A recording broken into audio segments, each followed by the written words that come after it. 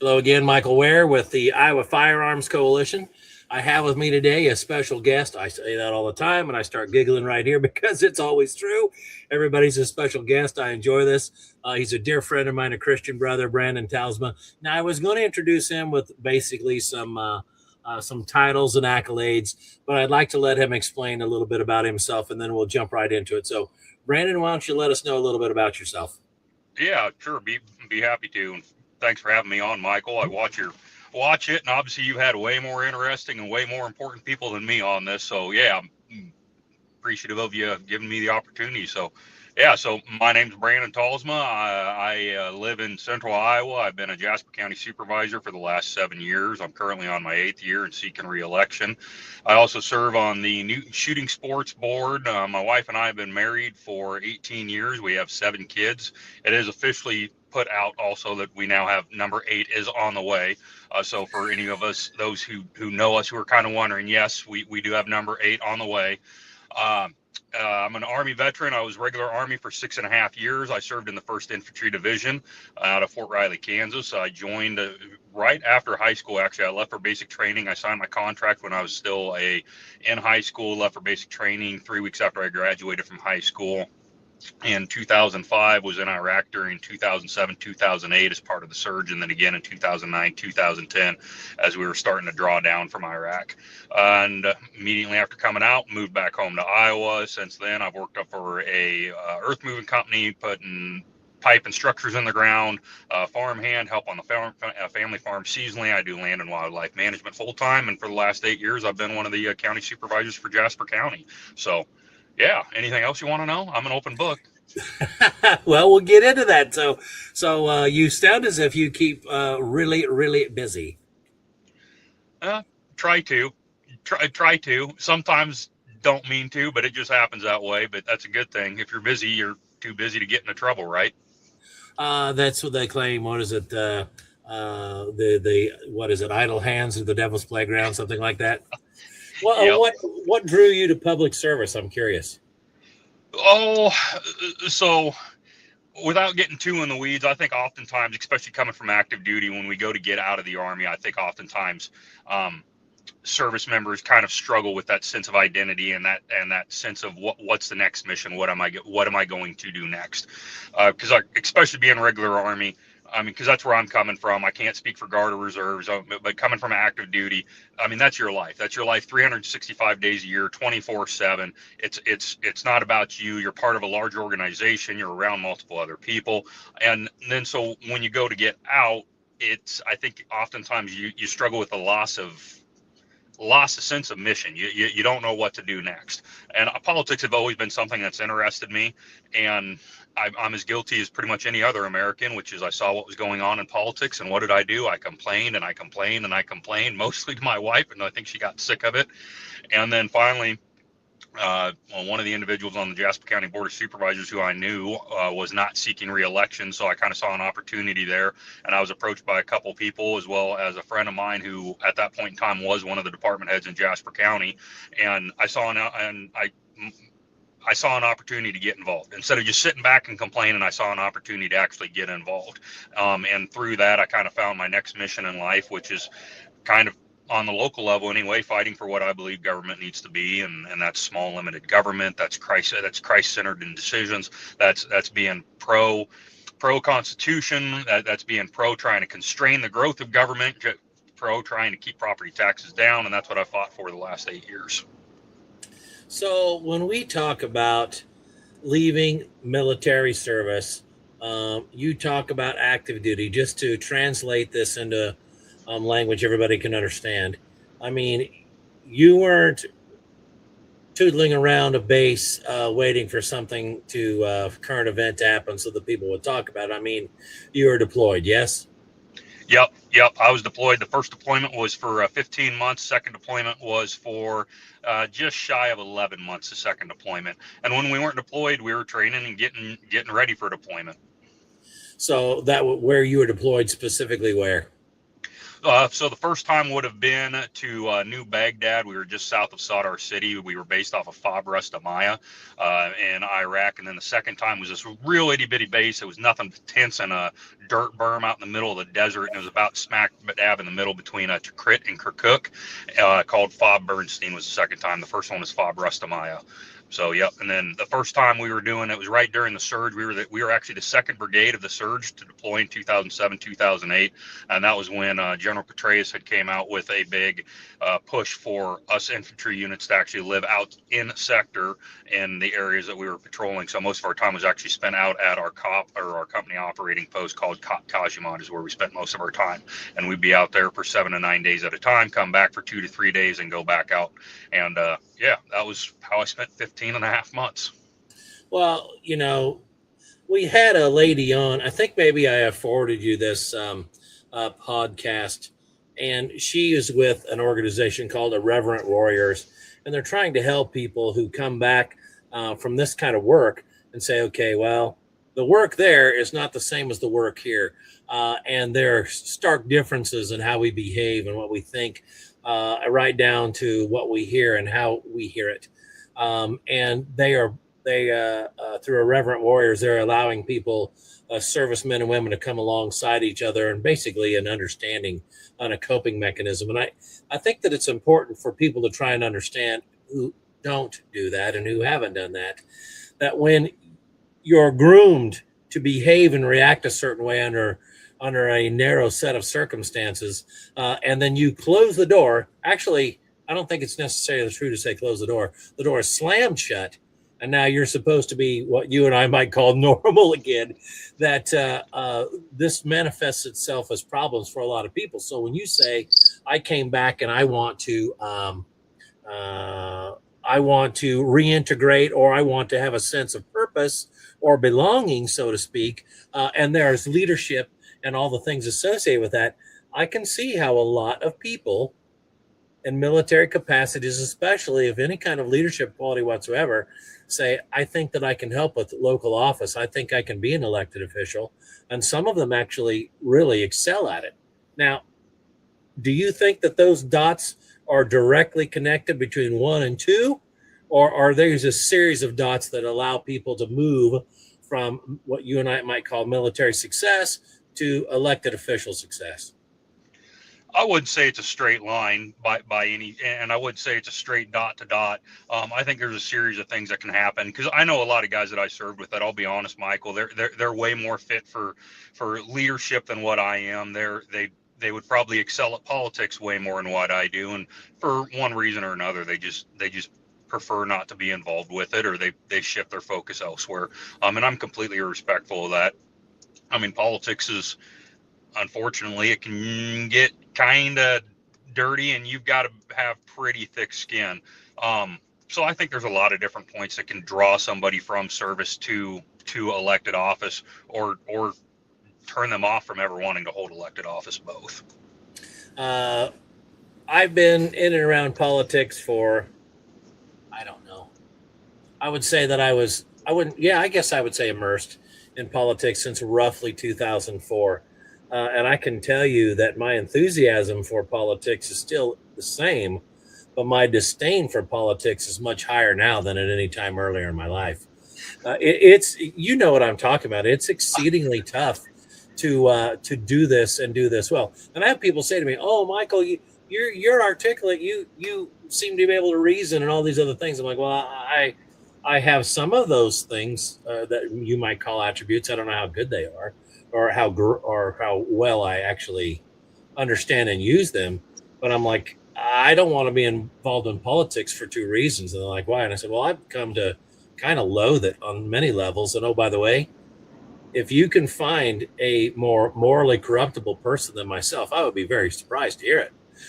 Because I'm the guy that would quite willingly look at something one day and say, I'm absolutely a purist. This is the only thing that I'm going to do. And on the very next thing, or the very next issue, probably, I would say, well, I'm prepared to take a very pragmatic approach. If we can get, 5/8 of the pie, great. I'll shrug my shoulders on the other 3. And I'm not saying that I'm proud of that.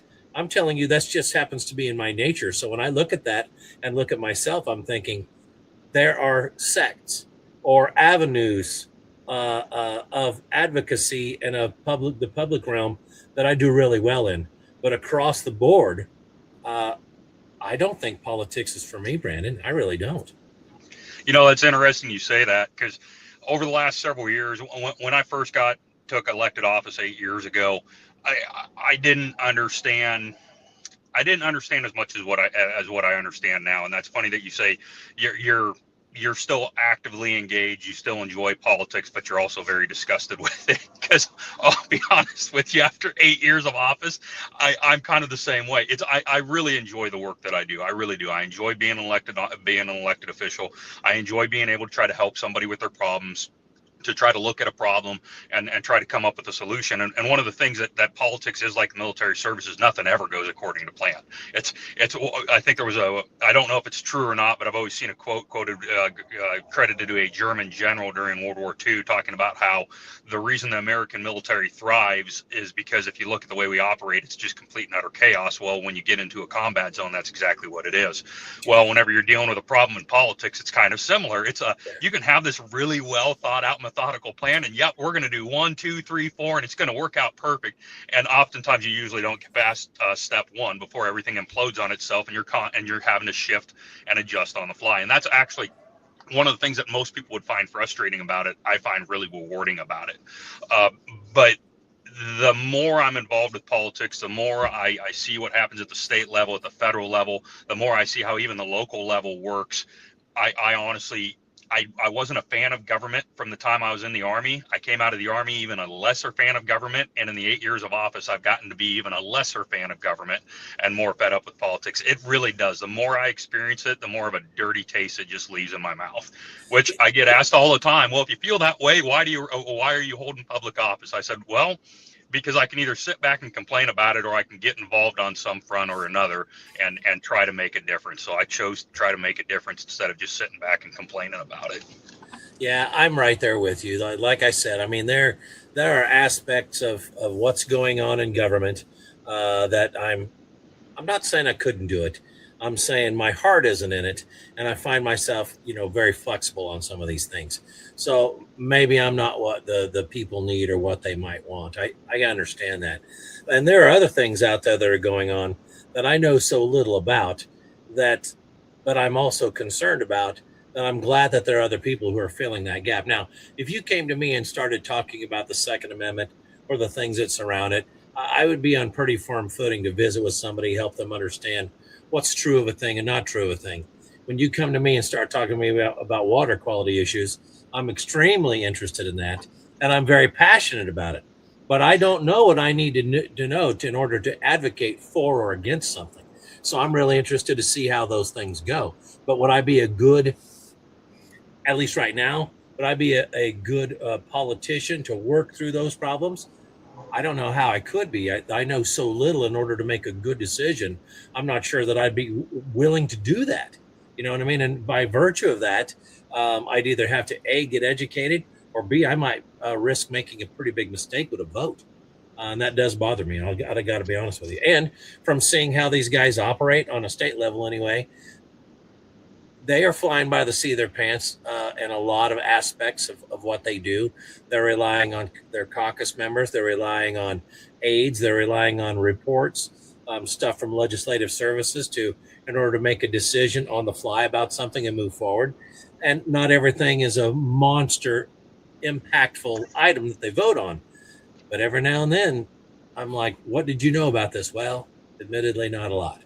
I couldn't. There was 4,000 pieces of legislation that moved through in 4 months, and we got them whittled down to a few hundred. And this is what we did. And oh, by the way, the work is in between. I don't know how they do it. And so I have admiration for it. At the same time, I don't like it. No, you hit a lot of different. Man, I could go in quite length on several of them things that you just mentioned, Michael. So back to the previous comment of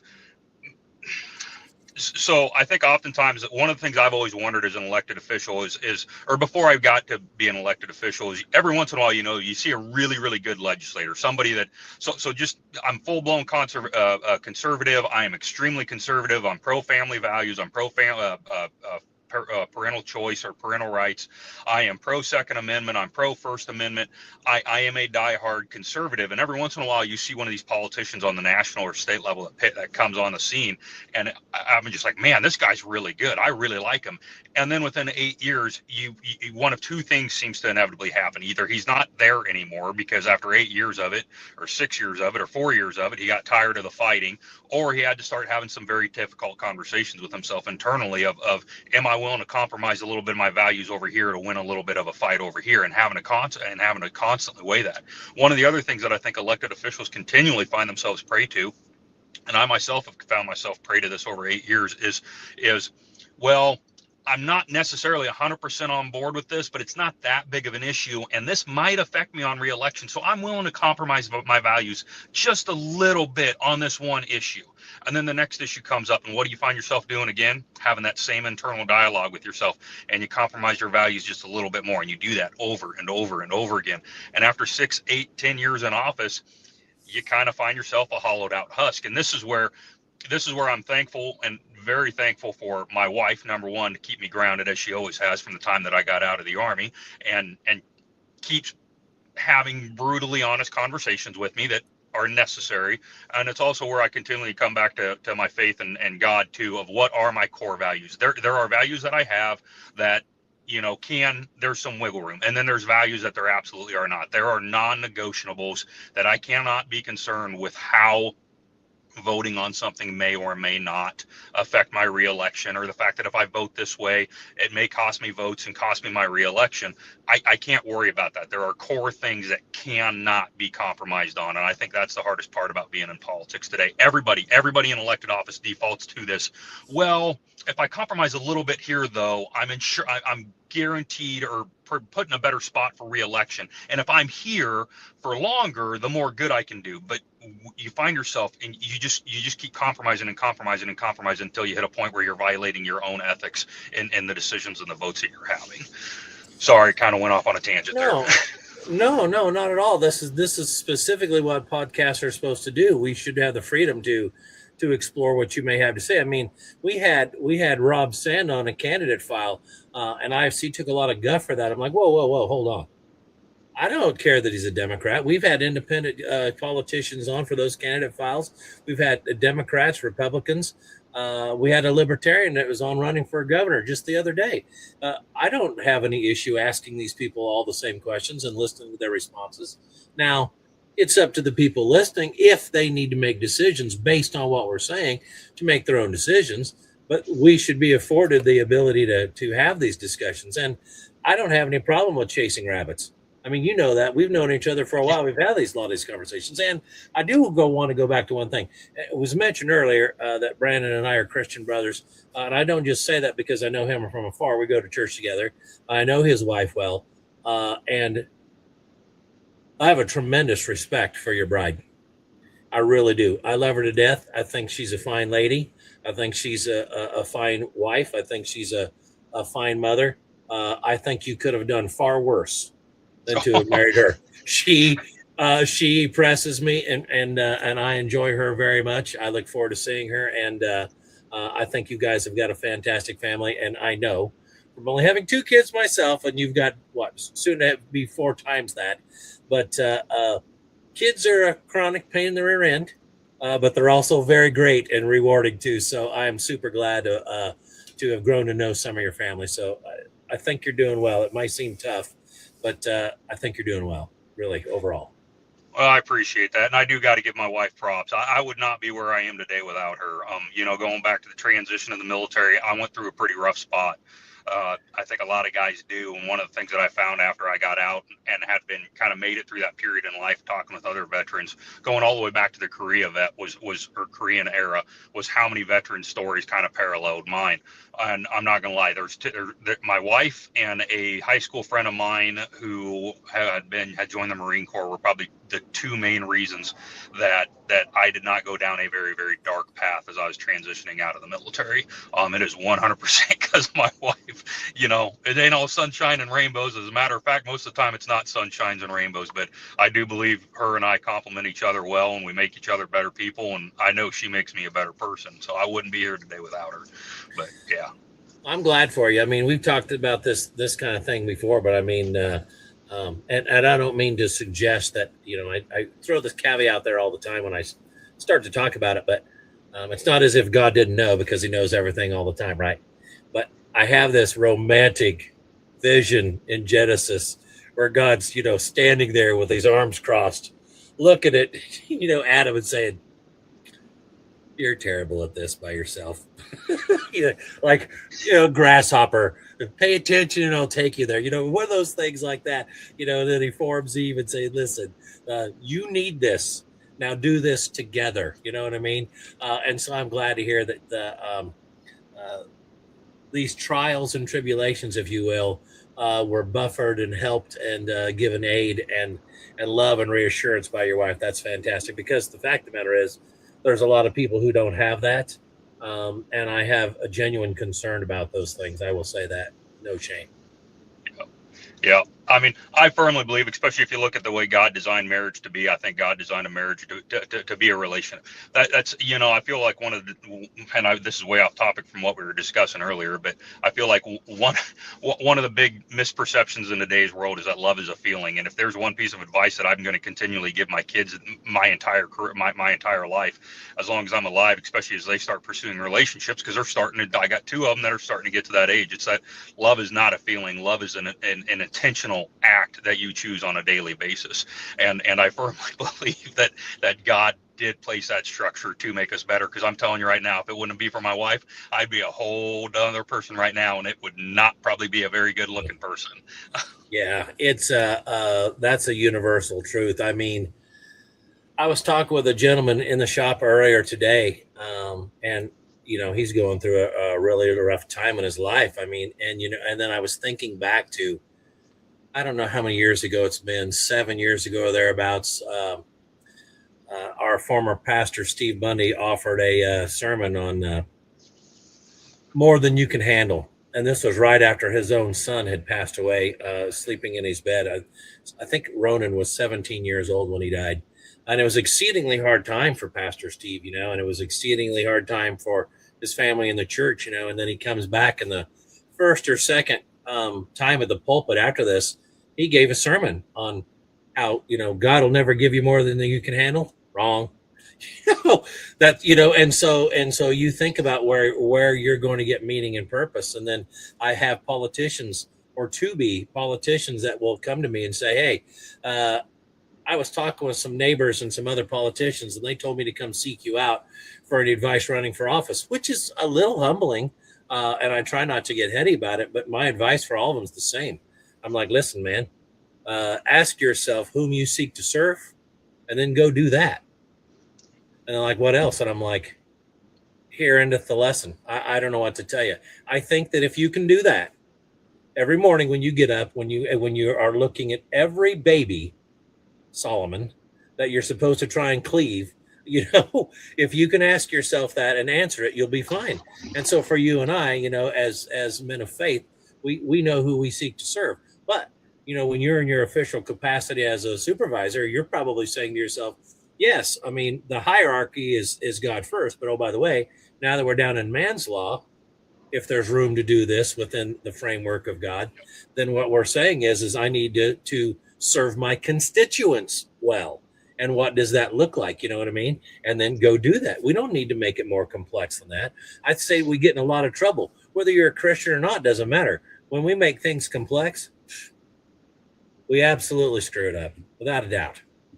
Yeah, absolutely. And I think there's a lot of debate anymore nowadays, I think, too, of should Christians be involved in politics. And I've talked with friends of mine who are fellow Christians, and it almost seems like, I don't know about you, but it seems like we're kind of divided into one or two camps anymore nowadays. And it's I'm going to throw out a term that I don't really like to throw, but it's the Christian nationalist camp, which I think we always have to be very careful about when we start using those terms.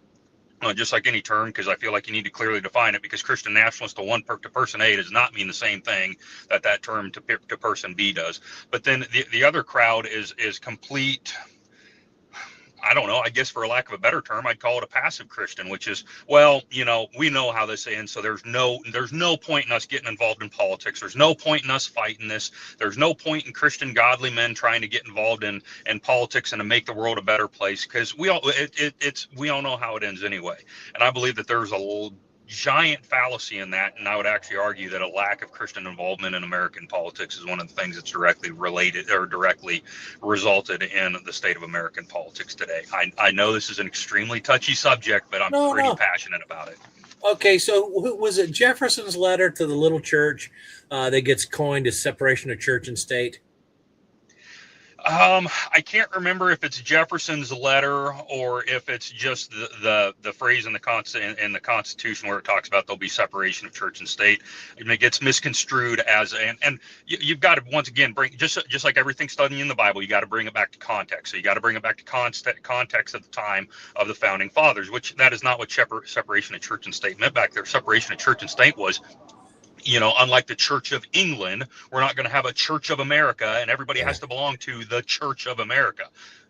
That's what they were talking about. They weren't talking about godly men or Christians being involved in politics, or what's more is our Christian ethics driving our decisions in politics. Yeah, I'm pretty sure. I was trying to figure out whether it was Adams or Jefferson, but I'm pretty sure it was Jefferson. And he wrote a letter back to this little tiny church. I don't remember where it was, Delaware, some little Pennsylvania, somewhere around there. And he basically said, and people, I see many people say, oh, it's separation of church and state. This means this. And I'm like, no, dude, that's not what that letter meant. What they were saying, or what Jefferson was saying in no uncertain terms is the government should have nothing to do with it, have anything to say about the churches. And oh, by the way, the inverse happens to be true. It's Christians' responsibility to be all over government like stink on a monkey. So you are supposed to push them and drive them and all the whole nine yards. Now, do I think that you should mix things into what some people might call Christian nationalism? I don't happen to think that that's a good idea at all. I don't see it anywhere where that's encouraged. And I will give you a parallel, provided I understand this correctly. I'm walking outside of my comfort a little bit. But if you look at Islamic nations, they can't differentiate between their religion and government. It is the same thing. And if you look at how they operate, it's continually a mess, because the only thing that seems to give them any understanding of authority as a human being is to be more Muslim than the next guy. Well, that's a silly way to do things. I always translate it. So there's a friend I have. He's been involved in politics for a very long time. He held elected office for a time. He's way smarter, way wiser, way more sound than what I am. And through my discussions with him, he always kind of summed it up, and I think it summed it up very nicely I am a Christian. My Christian views shape my worldviews. My Christian views help direct the actions that I'm going to take holding political office. That does not mean that I believe, we need to declare a Church of America and everybody has to belong to the Church of America. But my Christian ethics and my Christian values absolutely shape the way that I view the world and direct the way that I vote on certain issues. Do you think that there's a connection or a parallel between Christian ideology and why people seem to come out for the First and Second Amendment? Why there is a natural point of connection between things like that and pro-life campaigns or whatever else? Now, this is not the position of Iowa Firearms Coalition in any way. I'm offering this on my own accord, but I can barely distinguish between the pro-life movement and the Second Amendment movement at this point, because the reality is They're both pro-life movements. And I would tell people who are asking me or challenging me on that, do I shouldn't say do I care. That's a crass way of putting it. Am I concerned with which side of the womb the life is on in order to protect it? No, I'm not. Either side for me. I mean, I don't differentiate between the two. You know what I mean? But I think that some people have lines that they don't want to cross, or they have boundaries they don't want to move beyond. And so that isn't a universal truth. I happen to see it that way. But the original question was, do you see some dots get automatically connected there? I mean, what do you think about that? Is that yes or no? I think it is. Now, that's not to say that I don't know some people on the Second Amendment side that may side more towards the left side of the political aisle than the right. Sure. But I think generally speaking, I would agree with you. I see a lot more people in line with pro Second Amendment, pro life, pro First Amendment, and those three views aligning. Now, for me as a Christian, also, because I know that you as a Christian also get this, is you know, it's a, well, how can you be, you know, a Christian and say that you're pro-life, but then be pro-Second Amendment? Well, because I'm not pro-Second Amendment, so I can just go out there and start being the Wild West and shooting up banks and everything else. I'm pro-Second Amendment because I believe that I have a right and a God-given right at that to protect myself, to protect my family, to protect those around me, and do so in a responsible manner. I also think that's why oftentimes Christians, our founding fathers, whether, and I know that there's a lot of argument of, oh, well, most of the founding fathers weren't Christian. They were, well, okay, they may not have been declared Christian, but they were deists. They believed in a higher power. Even George Washington himself may have been a deist, but he still believed in a higher power. You can read all of his letters, and he continually references a higher power. But anyway, Michael, the Constitution, the First, Second, Third Amendment, they're not, oh, the government is going to give these people the rights. It's those were spoken of saying, hey, these are God-given rights. These are rights that every human being has from their creator, and the government cannot touch these. These are rights given to us from the creator. I absolutely think that it's views that most Christians I know anyway, absolutely do fall in line with, because we recognize the fact that those come from our Father in heaven. They're not given to us by the government. Those are rights that we are born with from our creator. So you said the Second Amendment. I'm gonna chase something I'm not sure that you and I have discussed before. And much of the stuff that you and I are talking about right now, we haven't discussed specifically. So this is pretty fun on a couple levels. You said that the Second Amendment protects these God-given rights. I'm paraphrasing, mind you. And then, of course, you have your responsibility to be, well trained and all those other things, right? That's kind of what you alluded to. I've been looking at this a little bit differently more recently. And I'm asking myself now, and I think that I can get there easily, that the Second Amendment is not only a protection of your right to do this, which basically means a choice to do it.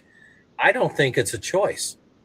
As I read this and I delve into this more deeply, and I understand contextually what these words meant in their time, in the original context, when you say being necessary to a free state, what you're saying is, if you want to be free, you'll own guns and know how to use them. This is different than the idea it's your right, i.e. it's your choice to do this. You can do it if you want to. I don't have to because I don't like it. And I'm sitting here now looking at it and say, no, if you're going to embrace freedom in any way, shape, or form, you absolutely have a necessity to do this so that it keeps all the things that would take that freedom, alter that freedom, chip away at that freedom away from you. You absolutely are duty bound to do this. Now, that's a completely different idea than or it seems to be, than most people have spoke about the Second Amendment in the time that I've been traveling in these circles. And I'm not asking you to affirm that or deny it, but have you ever considered anything like that? I don't think I'd ever thought of it like that. I look at it from the perspective of a father and a husband, especially not whether you believe in God or you don't believe in God. I do believe it is our job as men, our job as leaders, our job as fathers, our job as husbands to be protectors. That's the way we were naturally wired. We are naturally wired to be providers and protectors. And so because of that, I have a duty. My sons have a duty. I have a duty as a father to teach my sons how to properly handle firearms, how to be trained with firearms, military training, because I do have that. I do have experience with military, so I have the opportunity to teach that to my sons, whereas a lot of other people don't. And I would see myself failing as a father if I didn't do that. I'd never taken it to I would say the next logical step, which would be the one that you just stated.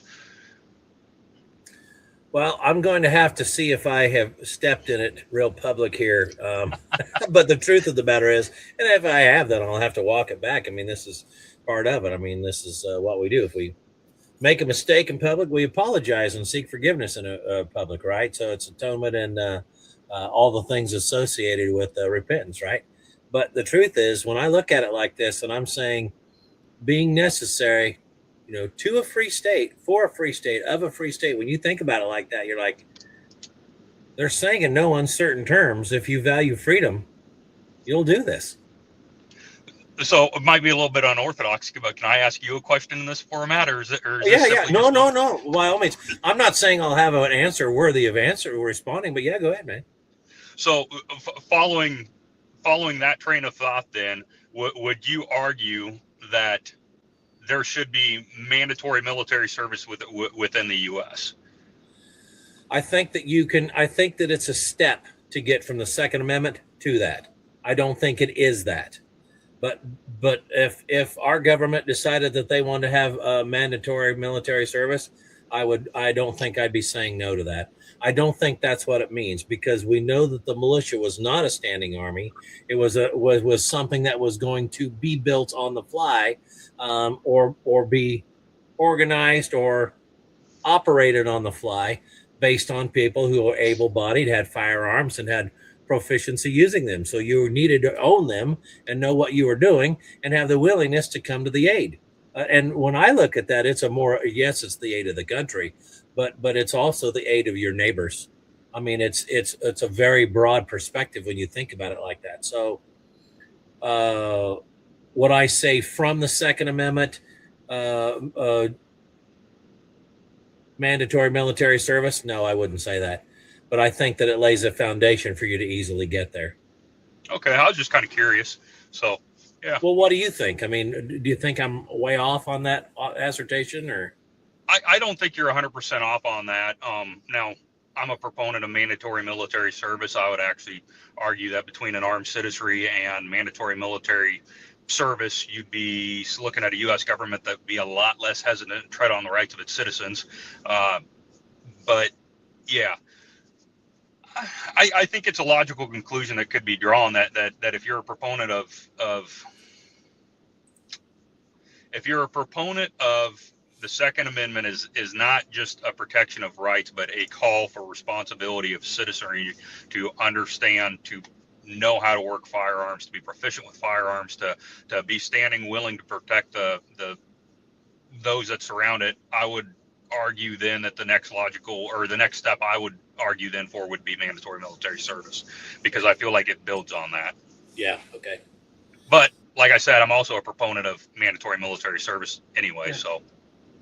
Well, there are nations that do this with great success, and probably better than the word success, and it instills an understanding among the populace, and I think that that's something that the United States is sorely lacking. I mean, we could go down the understanding the road of what I would call antinomianism all day long, but I don't know if that's ultimately very helpful. I can tell you what I think that most people that I talk with on these podcasts and other places, whatever else, would adamantly agree with is there is no longer a common agreement that's universal about what constitutes good and evil in the United States culture, probably most of Western culture, which I would say is, Western Europe all the way through North America. So if we agree that people aren't agreeing on what's good and what's bad any longer, you've got a fundamental schism or a break in the nation that absolutely had not to be there in order for things to have the opportunity or potential to go well. And that's not good. When you have universal military service, you at least get a common understanding of your nation in terms of its fabric and the protection of your nation, and that should at least provide some congruency or commonality throughout your populace, at least on that level, to keep the nation together and what you may need to do to protect it. We don't have that, and we don't have commonality in anything that I can think of. Can you think of something where we have a universal commonality, person to person across the U.S.? I don't think I can, but I'm a huge history buff, Michael. You know that. I like history. Yeah. I would argue that no point in American history have we ever had that continuity of what's right, or I shouldn't say that in the broad sense of killing somebody up until, I would say, modern times. That was pretty universally agreed to, that's evil, that's bad. We don't want to kill people. We don't want to cause harm to other people. Now, even nowadays, it seems like that's up for debate anymore nowadays yeah, but under certain circumstances, it's okay or justifiable. It's interesting that you say that about good and evil, because there's three pretty prominent podcasts that I listen to on a routine basis. And I think about 8-9 months ago, I think it was following Charlie Kirk's assassination last year. Actually, there were three of them that started talking about that at quite some length on a lot of their podcasts. We no longer have a consensus of what is good or evil in America. We now we seem to have one side that likes to adopt the mindset of, it's all a matter of perspective. Well, but it's not a matter of perspective. Throughout all of human history, there's been things that are definitively bad and things that are definitively good, and it doesn't seem like we have that continuity in America today. Well, are you familiar with a guy named Arnold Toynbee? Mm-mm. He's passed away now. I'll pull it up here on another screen if I can do it without causing too much trouble. But he was I think he died in the 60s or 80s or something like that. But the short version is he studied cultures for a living. And one of the cultures, or he identified, I think it was maybe 20 or so prominent, well-recorded cultures through all of recorded history. And he wanted to find the common points among them all that were identifiable and provable. So they were quantifiable, I guess. And he wanted to find out where these intersections were that each of them had in common before they exploded or imploded. You know what I mean? So what were the 5 or 6 or 3 things that they all peed down their leg before everything slid sideways? And he identified 6 across these 20 or so. Here, I did find it right here. So this is Toynbee's criteria for collapsing cultures. Number 1 was what he called schism of the soul. A society no longer holds an agreement about the nature of good and evil, a lack of moral consensus. That was his number 1. Number 2 was growing sensations of abandonism. Nobody tells me what to do. That's the antinomianism you and I mentioned earlier. Freedom from moral restraint, right? Lacking respect for law and religion. We see that everywhere. Escapism. So this would be defined as kind of retreat into a private world. Drug and alcohol abuse. Virtual reality, video games. I would throw those in those category. Drift was his 4th one. And this was a little tougher for me to understand, but it's basically yielding to a sense that you can do nothing about anything. So it's like you're in Seinfeld. So it's like soft nihilism. Nothing really matters. You know what I mean? Yep. And then guilt and self-loathing was another one. Addictions, an attempt to self-medicate, among others. Lacking self-respect. You'll see women get breast augmentation or some of these other things. Men get calf implants. Well, we're not good enough the way we are. We've got to change ourselves, right? And then this was one that threw me for a loop, and it took me a while to understand the 6th one. But sexual and intellectual promiscuity.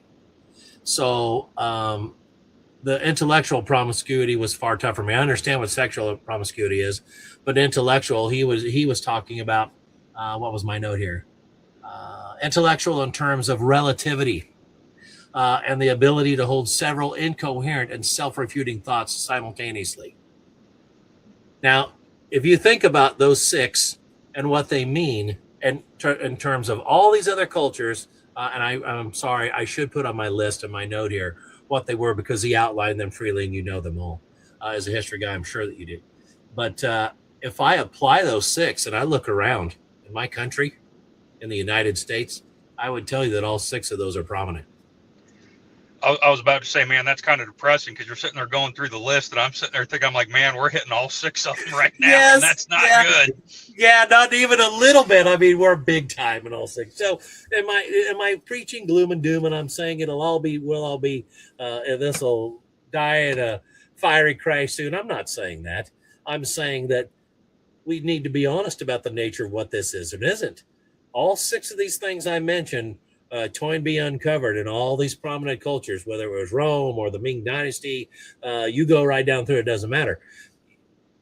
They were all there. And when they hit peak levels, whoosh, the bottom eventually caved in or fell out. Some of them died in a hurry. Some of them died slowly, but they did not recover from this. Their cultures were on the terminal skids when these 6 became prominent in their cultures, in their societies.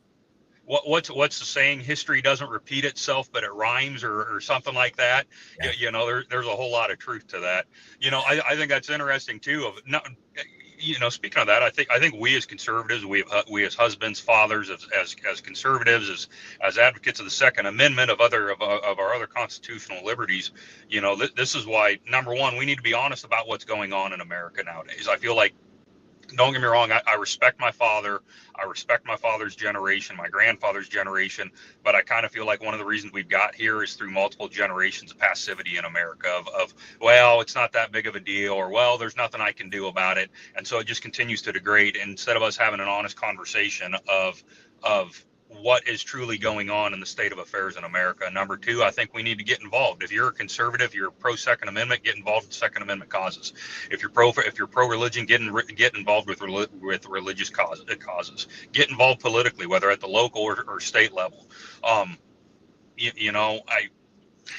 seem to have a lot of conversations with fellow conservatives nowadays, with fellow Christians, that it is this attitude of well, there's nothing we can do about it. Well, but there is. We can get involved, and we can fight, and we can try to make a change. That's where IFC does a great job at the state level in the state of Iowa, advocating for Second Amendments. And you spoke to it earlier too, about how fast some of this legislation happens, and we may not like how it happens.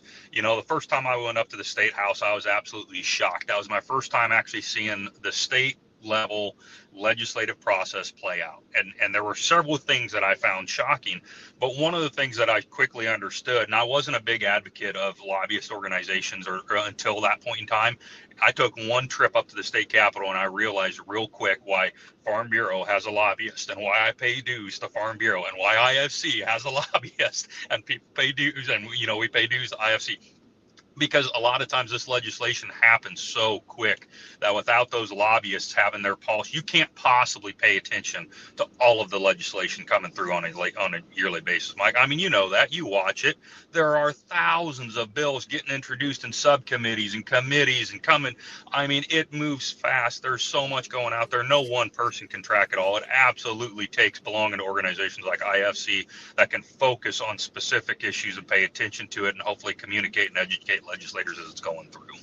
Well, there's a greater responsibility with that than what people say, than what people think. And I'm not saying, and I'm not suggesting in any way the legislators can't and don't handle it. But I'm telling you, it's almost not universal, but almost all the time, they are putting themselves in a position where they can seek advice from us, not so that we can shape or manipulate them in any way. So we can show you, listen, this is how Iowa Code reflects on this. These are the problems that we've had. Or, listen, we use NRA as a continual resource. They are looking at what's happened in 49 other states. Let's say 40 of them are further down the road than we are on this subject, or maybe 10 of them are, and they're able to say, listen, this is what they did, and these were the pitfalls, or this is what they did, and these have been the positives as a result. And so we are a resource to legislators as often as we're resources to members and the general public, because I would love it if the 150 senators and House reps under the Iowa's Golden Dome, which is a beautiful building. If you people haven't been there, you absolutely have got to go there.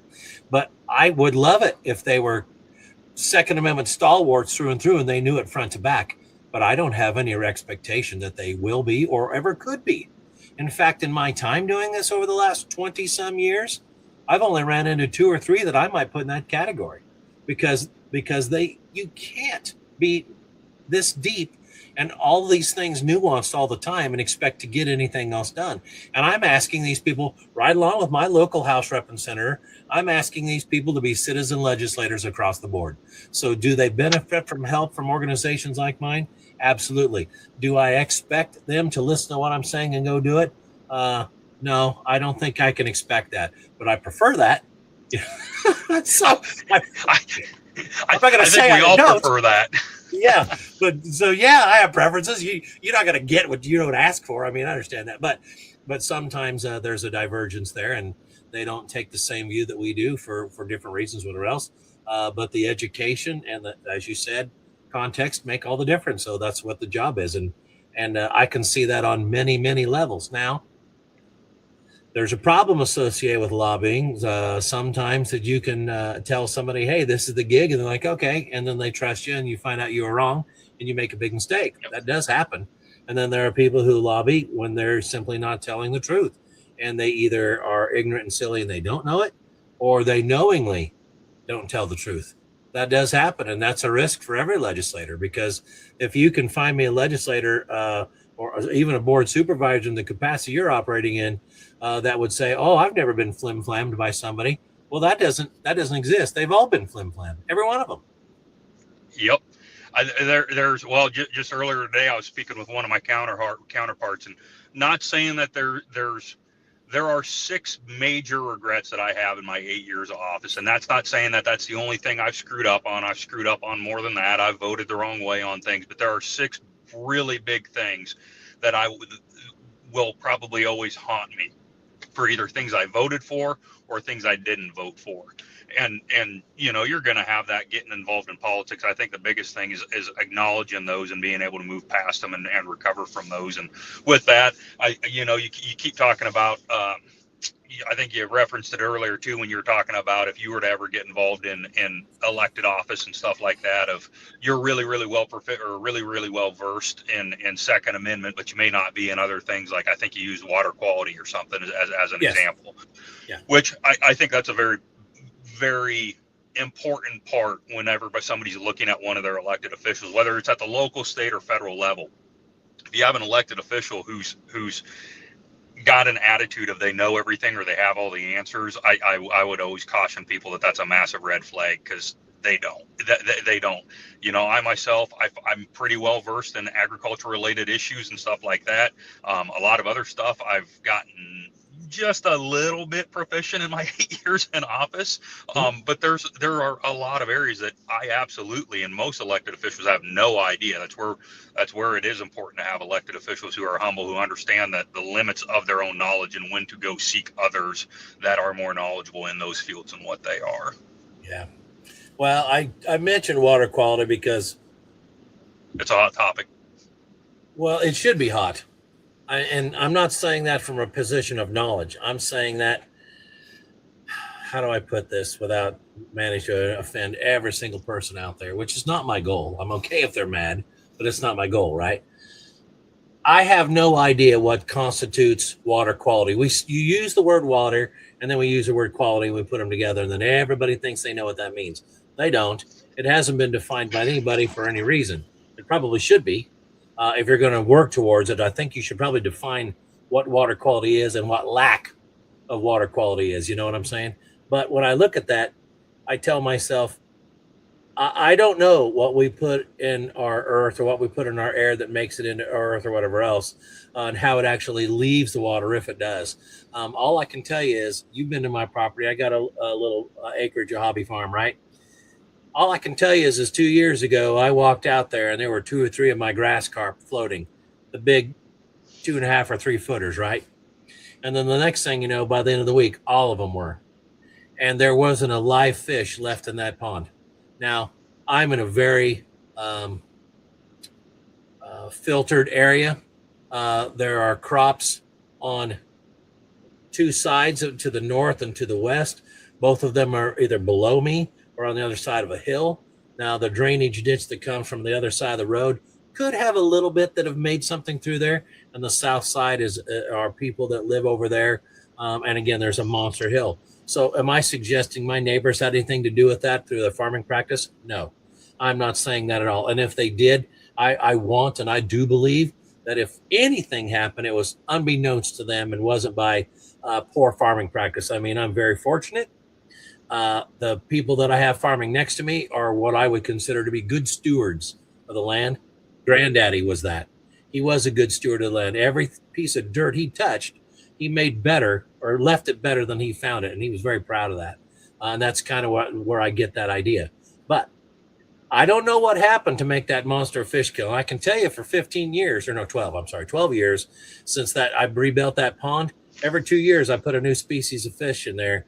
And I was working on a long-term plan with a guy at a fishery to do that. I mean, hybrid bluegills, the regular bluegills for feeder fish, largemouth bass, perch. I pretty much had made it through everything that I was adding in there. Crabfish were in there. They were great. Routine grass carp addition for weed control. I mean, all the stuff, pretty much everything but crappie. And the reason I didn't put them in there is they're so darn aggressive and I don't fish it enough to pull them out of there. I didn't put them in there. But that's all gone. I mean, gone. There is nothing living in that pond but weeds, and I'm starting to rebuild that now. But I say all that to say, I would like to understand what happened. I know something happened, and I used to go out and swim in that pond with great enthusiasm. I used to drink it as I swam around there, and I'll admit to you freely, not that I'm saying that it's bad, because I don't know, but I would be apprehensive about swimming around in that pond right now and drinking it as I swam in it because of what happened. And so I admit that there are things on my mind when it comes to water quality I've got no answers for, but I would really like to understand. So I used that as an example because it's really, really weighing on me heavily. And having, you can't swing a dead cat without hitting somebody that's family has had somebody die of cancer and not die well. And so I'm asking myself, well, are these things related? Do they impact one another? Everybody drinks water. You can't not. So maybe we should be paying very, very close attention to that. And I don't know what it all means. And I don't know what the implications are of it. And I also can tell you this, just like you were talking about, I mentioned earlier about being a board of supervisor or elected official and getting flim-flammed. This is where they show up. The scammers come out of the woodwork in situations like this because they can be on the ground floor of Uncle Sam going and just throwing out $100 bills because they're like, yeah, I got a product for that. Yeah, I got a service for that. You know what I mean? So this is where the scammers get funded and lead us down the primrose path. So I've become a little paranoid about people rolling up and showing me they got a solution, if you know what I mean. Yeah, I think you definitely got to be hesitant. And I think with any political conversation, can I ask you another question? Yeah, go. Obviously, we're in extremely politically divisive time right now. Now, I would also argue that America's always been rather politically divisive, going all the way back to the founding of our nation. Whenever somebody tells me that, oh, well, we've never been more politically divided, I'm like, well, last time I checked, we're not shooting at each other yet. So I'm pretty sure we're not the most politically divided we've ever been. But it seems like to me, a lot of the conversation that takes place nowadays is we're real quick to throw terms out. Both sides, Republicans, Democrats, conservatives, liberals, we all love throwing terms out. And this is something I found myself questioning a lot over the last couple of years of, I hear a term like big ag and I've got one picture in my head, but I also come from agriculture versus somebody who was born and raised in the city of Des Moines who's never stepped foot on a farm. They throw out the term big ag well, they don't mean the same thing that I did. Do you feel like a lot of our political disagreements or miscommunication in today's world just comes from ill-defined terms that both sides that we all like to throw out a whole lot, but they mean drastically different things from you to me? And then so instead of us having a thorough conversation, we're automatically coming from a premise of well, Michael used clean water, so to me that means this, or Michael used the term big egg, so to me that means this, when really it means something completely different than you. And maybe we'd be able to have a lot more productive dialogue in politics if we were to first clearly define these terms before engaging in the conversation. So, okay, it's a little rude for me to put it back this way, but ask me your question. And so your question to me is what? My question to you is, do you feel like one of the reasons we seem to not get a lot done in politics nowadays is because both sides are using terms, but those terms mean completely different things based upon the person asking the question? Okay, yes, okay, I understand your question. So I think it's a two-part answer for me. Number one, we're talking past one another, and that's a fundamental problem. And number two, because we're not seeking the truth and a common agreement or an understanding of what these words mean, I don't think that you can actually affect any kind of good or genuine outcome, because you may think it means something that I don't. So yes, to answer your question, I think it's not only a small problem, it's a big problem, because Saul Alinsky, his rules for radicals, right? Take this, and this, and propagandize the heck out of it. And we have done that. I mean, there are people out there that talk about things like gun violence. It makes me want to throw up when I hear that. I'm like, oh, get out of here with that. Like, what do you mean? And I have many. I mean, yeah, okay. I have lots of conservative friends, lots of Christian friends, lots of Republican friends. But the truth of the matter is, I got a heck of a lot of liberal friends. I got a bunch of atheists that I run with. I tease them all the time. They're good sports, you know. Most of them are excellent sports. I'm like, see, I'm a good guy. And I'm like, well, I'm not saying you're not a good guy. I'm saying you got no reason to be a good guy with your worldview. You know, so I've got a reason to be that way. You don't. So I tease them and we have fun. But what I'm saying is you get to visit with a lot of these people that are outside of where I find myself most comfortable or my preferences, and they have the same concerns that you and I do when it comes to some of these words.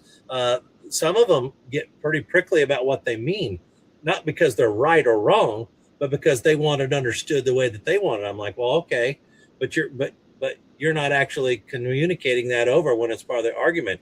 You're not saying, hey, let's have a baseline of understanding for what it is that we're actually talking about here. And like, give me an example on it. So I use gun violence. I'm like, do you know what gun violence means? And like, yeah. I said, okay, well, explain it to me.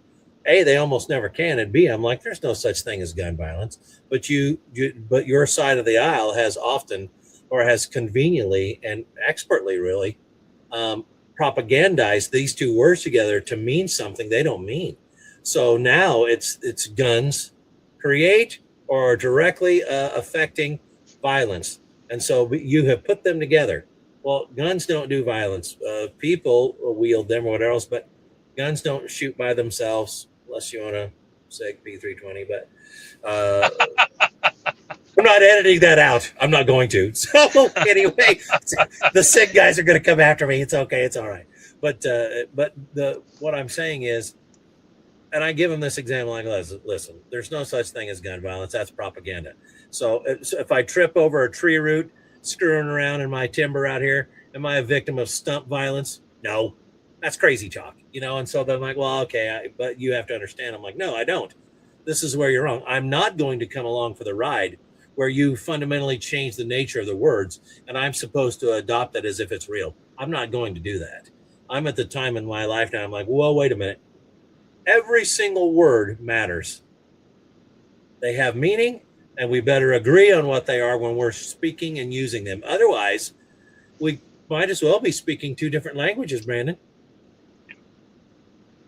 But if we live in a society where we have two competing views of what's right or what's wrong, are we now to a point where if we can't even agree on major things like that, have we passed the point where we can have civil conversation because words mean the same to you that they mean to me? Yes, we can have civil conversation always, without doubt.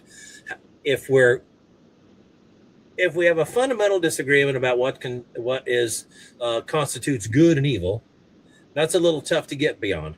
But should we get to the heart of what these things mean and don't mean, whether I agree with you about it or whether you disagree with me about it or agree or not? Yes, we absolutely must do that. And we can do that. But the only way that that happens is when people are intellectually honest about it or endeavor to do that. So when you go into these conversations, you almost, especially if they're contentious, you almost have to have well, two things need to be done, I think. Number one, you need to have a level of love and grace that allows you to get to the truth of the matter.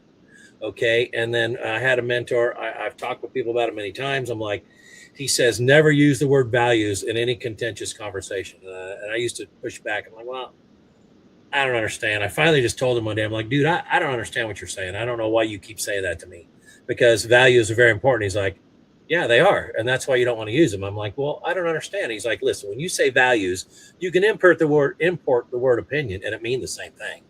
And I said, okay, so what? He's like, well, when you say your values, my values, you've drawn a metaphorical line in the sand. Neither one are you going to cross. So why do you bother? And I'm like, okay, so what are you saying? He said, instead of that, you need to approach this thing with brotherly love at every given moment, number one. And number two, start working immediately towards what's mutually good. What's good for children, or what's good for culture, or what's good for this group of people, or the subject matter at hand. Like we talked about earlier, whom do I seek to serve? Well, what can I do with this subject that's universally good for these people, and start there. Then, and there's always somewhere that you can do that, even if it's a very small patch of real estate. And now that you have some, what would you call it, bona fides or with one another, or have built a rapport, okay, now you can work on that and say, okay, wait a minute. You keep saying gun violence, but I don't think you understand what that means. At least I can tell you it doesn't mean to me what it does to you. So let's figure that out. And then you can start chipping away at the bigger things piece by piece. But we absolutely have got to speak the same language. And if you're using words that mean something different to you than they do to me, it's never going to work well. You absolutely cannot do that. You can't. And do I think that we can move beyond that and fix a bunch of those things? Sure, absolutely, no doubt. I know that we can. I've been part of success doing that. But I don't think that we're very focused on that. I mean, you may have been around me in times when we've been discussing whether at a church or a social function, whatever else, and somebody will say, oh, blah, blah, blah, blah, blah. And I'm like, what do you think that means? I'm curious. What do you think that means? I'll ask them that, because I want to know what they think, whatever it is they said or the words they used mean. It's foundational to how I answer or what we do moving forward. And so it's a big deal. We absolutely have to have that. And I think that we skip that right out of the chute often. And I think that's very wise. Maybe you're the one who started imprinting that on me the last couple of years, because I found myself more and more over the last couple of years, instead of just engaging right in a conversation, it's let's just pump the brakes here a little bit, and maybe let's just try to draw. What do you mean when you use this term? What do you mean when you say this? I've caught myself, or maybe it's just I'm getting older and I'm therefore wiser. But personally, I don't think that's it. I would say you're imprinting on me a little bit. Well, it's natural to eventually say, okay, wait a minute.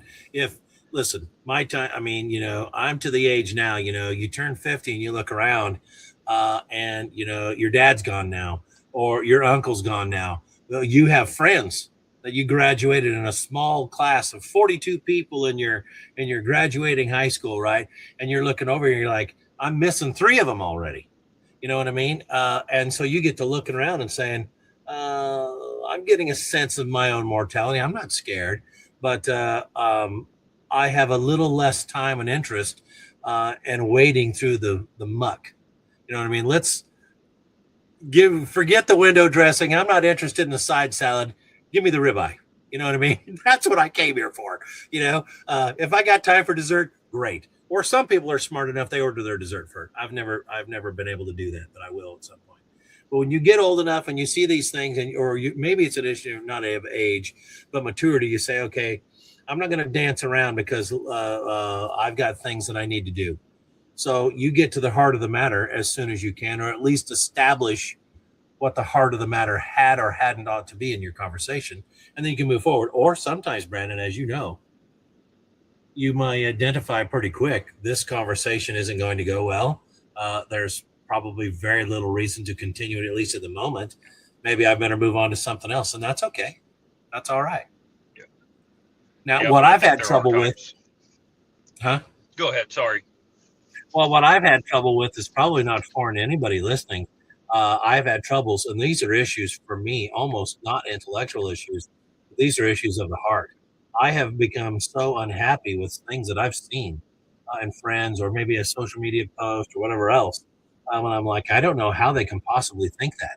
I don't know if I want to spend time around them or break bread with them. I don't know when they come into town if I even want to leave to meet them for supper because of what they think and what kind of person have they become or who have I become that I am unwilling to spend time with this lifelong friend because of this stance or what they're saying. And so and I have taken those postures from time to time. I'm not proud of that. Not happy about that. I've had to walk some of those things back, even issue apologies. But the truth of the matter is, I have a lot of people I'm sure that are looking at me like that, saying, "You know what this guy's about, and you still want to be his buddy." And so there have been people who have literally told me, I need to exit your life because you're bad for me," um, and that hurts my heart. But those things have happened, and I asked my dad about this while he was alive, and I've also asked my uncle who passed away recently. Uh, hey guys, did you notice this being a problem? I mean, when these are guys that grew up through the Vietnam era, right? Has this ever been this bad? And they both told me, no, I don't believe that it's ever been this bad earlier in my life. That there are people who are breaking off lifelong friendships and all these shared experiences because of they're not willing to be friends anymore over political divide, if you want to call it that. And I will tell you that bothers the heck out of me. It's a super big problem, and I want to believe that we can move beyond these barriers, no doubt. Yeah, my wife and I'm trying to think when was COVID? When did all that stupid lockdown stuff and 2020. everything go? 2020. So there are family members that we have that have not talked to me or my wife in 6 years over a differing of opinions. 6 years have not talked to each other. Oh, it's Now, I residual. would say I bear as much responsibility for that as what they do. You know, it's not like I've gone above and beyond to do what God probably calls me to do, which is to reach out to them, to humble myself. That's my issue. But yeah, there are family members that we have not talked with for over 6 years now. Well, I would encourage you to get off this call and ring them up or send them a text or a letter. Um, I know you didn't come on here for the beat down. That's not what I'm giving you, but I'm telling you, you and I absolutely are duty bound to say, okay, listen, I don't know if my opinion on this has changed, but and maybe yours hasn't either. But being apart is not as good as being together. So let's see if we can move beyond that. You and I have to do those things, and I've done some of that, not to the extent that I should. No. Anyway. Yeah. Well, no conversation with you is complete without a little bit of a gut check. So. Well, I was going to say, I'm sure you're sitting there saying, you know, Michael's right. I'm going to drive straight home and I'm going to pen a letter to these relatives. That may not be happening. I don't know. But in the reality is, I believe that that's your calling as a Christian. I believe that that's my calling as a Christian. We're supposed to do those things. Those are just courteous, good neighbor items, whether we knew your neighbor or not. That's what we're supposed to be doing. And we can. Do I want to humble myself to do that? Not really. But I need to. So, and like I said before, the degradation and the destruction of some of these lifelong friendships. I'm thinking of some people right now as I say these things. I mean, you talk about ride or die. You know, I mean, some of these people I'm talking about, I mean, I've been in the thick of it with some of these guys, some of these gals, you know, and these, I mean, really serious stuff, you know, and to see that these times that we made it through and that we were tested by and we hung together through things far worse than ideology over a mask or not a mask to have destroyed or allowed it to destroy a relationship. Man, that's crazy talk. Yeah. So I probably got some work I got to do when we get off this too. So I got to ask you another question then. Sorry. Yeah. What is your opinion? Do you ever feel like there is a time where it is appropriate to completely break off contact with somebody in your life because of a differing of opinions that cannot be overcome? No. Okay. No. You said the word opinion, which is the same thing as values, blah, blah, blah, blah, Yep. blah. If we're talking about the word opinion, so be it. But if you said, Michael, you've got a friend, a great friend that is absolutely, breaking 9 of the 10 commandments at any given moment with glee and enthusiasm, that they truly are living lives of joy or fourth level happiness, rather, of unrepentant sin. I would tell you, I think that you have grounds for excommunicating yourself from that relationship. Under those circumstances, yeah, I'd say yes. But if this is a political thing or a matter of opinion or whatever else, absolutely not. You should never be rid of those people, ever. Okay. No, I was just curious. Which I'm not I saying think that's it one of the struggles as a Christian is what we're called to do. Is what we're called to do is oftentimes extremely humbling and extremely difficult to do, which is why we don't do it. Yeah, I know why Pastor Josh doesn't like when I talk about what's the guy's name? Sir Francis of Assisi. And he's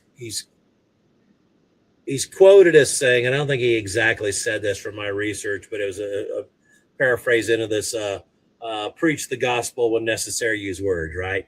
Yeah, that's attributed to him anyway. The reality is, I think what he's really saying is be salt and light, and you don't have to run your yap all the time in order to do that. And I have an understanding for that. You know what I mean? So if we're going to be preserved and we're going to be visible in our preservation, great. That's just a good, courteous, conscious thing for men and women to do. No doubt about it. So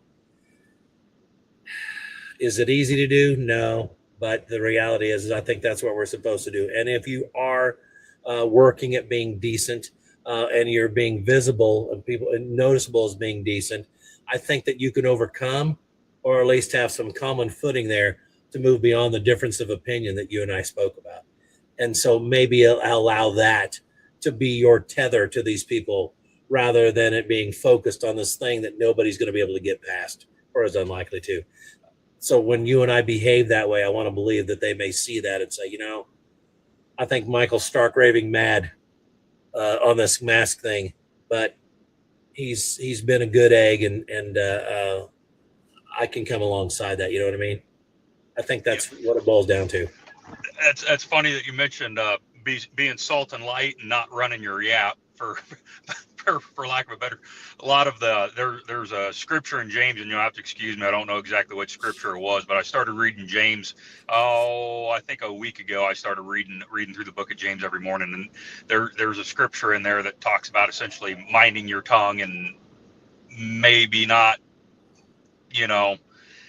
maybe being slower to talk, quicker to listen, and then I've been listening leading up to the 4th of July. Obviously, America's 250th, as me and the kids have been driving around in the truck. We've been listening to a lot of podcasts, and there's 2 big ones that I listened to, and they were going all the way back to the beginning of their podcast. They focus on American history, and they were going through the founding fathers and everything. And there was a lot of reference to George Washington and I think it was Thomas Jefferson, these Southern gentlemen coming into the Continental Congress. And then on the other, they were very, apparently, according to a lot of historical documents, they were very quiet. They were very reserved. They weren't loud. They weren't boisterous. They weren't trying to be the center of attention. And then on the other end of the political spectrum, not saying that they were lesser men for it, you had the Adams brothers coming in from Boston and New England, being very loud, very boisterous, very outgoing, very commanding of the presence of the room. And just how obviously Jefferson and George Washington left a lot better impression on a lot of people, and a lot of the other guys' wives and everything else like that were more blown away and taken by Jefferson. And I'm wondering if God's sending me a message, because I, as a politician, have the gift of gab, and I like to gab. And yeah, I found myself reflecting a lot. Maybe I need to do more listening and less talking. Well, believe me, those things occur to me routinely. I mean, you and I have talked about it before. you look back and you say, again, whom do you seek to serve, and then go do it? Well, okay, how do I do that? Well, I am I'm afraid of very little, but truly, I mean, at the end of the day, yeah, I know different than anybody else. I am really not looking forward to getting some sort of bone cancer and all the things that are associated with that. Do I am I concerned about that? No, not really. I'm sure if that happens, I'll be concerned. You know what I'm saying? But in terms of fear, I think I'm most afraid of meeting the big guy and him saying, "Hey, remember when those two or three guys came in your shop that day, and you had a chance to disciple? You knew that they needed it. You knew that they were hurting, and you could have done something about it. But because your political afflictions leaned a different way, you decided that you weren't going to do anything about that. You remember that?" And of course, I'll probably be saying, "Yes, I remember." And I don't, you know what I mean? Those are the kinds of conversations I'm afraid of. For him to say, "I gave you the gift of gab, I gave you a monster empathy gland so that you could understand other people and understand their pain and come alongside them. And did you use that to its full potential?" And then I'll have to say and stand there and say, "No, I didn't." And I am trying to make subtle but routine changes in my life so that I can use some of those things that I have no doubt that I was bestowed with by the Creator for His benefit. That's kind of where I'm at. So does that help me? No, but it's a good lesson for me to say, okay, listen, I should be more I should have more humility than I do. And can I work on that? You betcha. Because when I have poverty of spirit, the first beatitude, then these things tend to go better. You know what I mean? For him anyway, and usually for me. So that's kind of where I'm at. And so I'm trying to move beyond some of these things that are petty and probably ancillary. And do I need to change people's minds on some of these things fundamentally? No. But that doesn't mean that I can't love them, you know?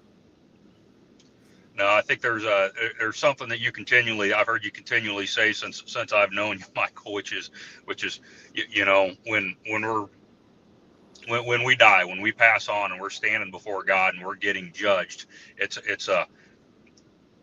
He's going to look at us, and I think you kind of phrase it as He's going to look at us and be, "Oh, I allowed you to be born in the most prosperous time in the most prosperous country with more at your fingertips than any generation before you and any human being before you. And what did you do with it to further my mission? And how can I answer that? And what can I say to that?" I actually referred to my wife quite a few times too, and I find myself not nearly enough always trying to keep that in mind of, that's a very valid question of what am I doing with the gifts that God has given me and the time that He's placed me. And oftentimes the answer is usually I'm failing Him. That's usually what the answer is what am I doing miserably. What am I doing? Not enough. Okay. Well, I can make changes there, but so give me an idea what your favorite thing to do is in each quarter of the year. Ooh. Now we're getting into more lighthearted stuff. So but I wanted to ask you about that because I know you spend time indoors, outdoors, all this stuff. Each quarter of the year, because there are people listening to this that don't understand some of these things. Iowa truly does have 4 seasons. We do. And there are a lot of people listening, that we have a lot of people in IFC that live in there are members that even live in California, quite a few, even life members, and they don't have these kinds of experiences, or they have to travel to get them. So with 4 seasons, and I know that I'm trending to outdoor stuff instead of indoor, but in each quarter, what's your favorite thing to do? So honestly, believe it or not, I'm probably a little bit of an abnormality. I love winter. I love the cold. I hate the heat. I hated the heat before I ever went to Iraq. Ever since coming back from Iraq, I hate the heat even more. I love winter. I like the cold. I mean, I don't care. It could be a polar vortex, Michael, with negative 15-degree wind chill, and I'm just like, nope, I'd rather have this than 94 degrees. So the winter is one of my favorite months because it's also my slower time at work. Things typically pick up on the county during January, February, March as we enter into budget hearings and everything else. But my overall work schedule between the day job, the farm, the county is less, so that allows me more time to spend with my kids. Now, are we cooped inside a lot more? Yes, but we also spend a lot more quality time together. Sometimes that doesn't go well, but playing board games, watching movies, sledding. My kids love the snow. They love building snowmen. They love going sledding. We can get a skiff of snow, and they're out there first thing in the morning as soon as their chores are done, trying to sled down the hill with no more than a dusting of snow. So we do family games, movies, sledding, stuff like that during the winter. And this is obviously after hunting season. I'm considering winter starting January 18th. Once hunting season is closed, that's the official start of summer. Yeah. Spring.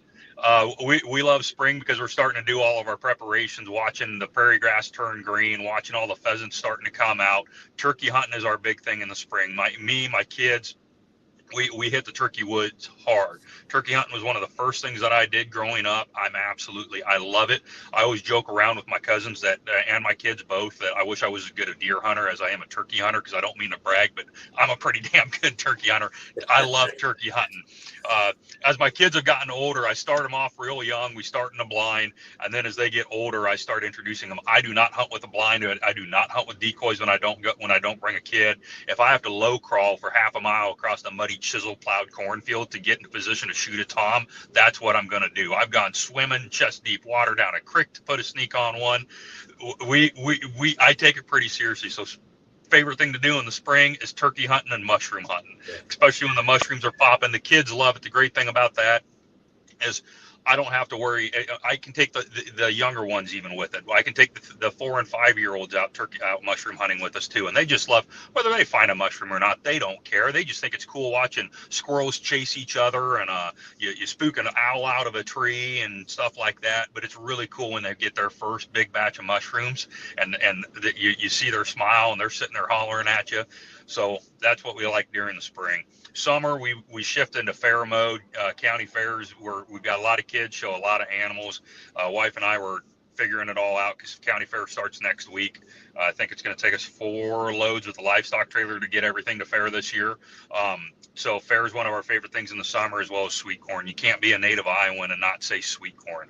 I'm sorry, I love growing it. I love eating it. We love sweet corn and county fair during summer. Fall is harvest. Absolutely love harvest in the fall. It's a lot of work. It's stressful. You're going nonstop. But honestly, I believe Iowa is extremely beautiful, not just in the middle of summer when we got oceans of green like what we have right now, but as everything's starting to turn in the fall, watching the crops come out of the field, helping on the family farm. And then obviously the big one is hunting season. We're in the tree stand, bow hunting, we're early season muzzle loader, we're first season shotgun. The kids that can't go first season shotgun, I'm taking them out second season shotgun. We're hunting pretty much any opportunity that we can throughout the fall. So yeah. Okay, so 2 follow-up questions. I'm assuming that you're willing to share with us drop us a pin on the morel locations that you've scouted out, yes? So no, absolutely not. We allow a lot of people to do a lot of. Nope. We're talking about bridging a gap here, man. We're talking about loving one another, coming alongside. You're telling me you're going to say no when you know your brother needs morels? Ain't gonna happen. My daughter learned this lesson last year. So we didn't find a whole lot. We didn't make it out very much this year, but last year we found over 20 pounds of mushrooms last year. We were giving them away to my dad. He can't get around as well as he used to.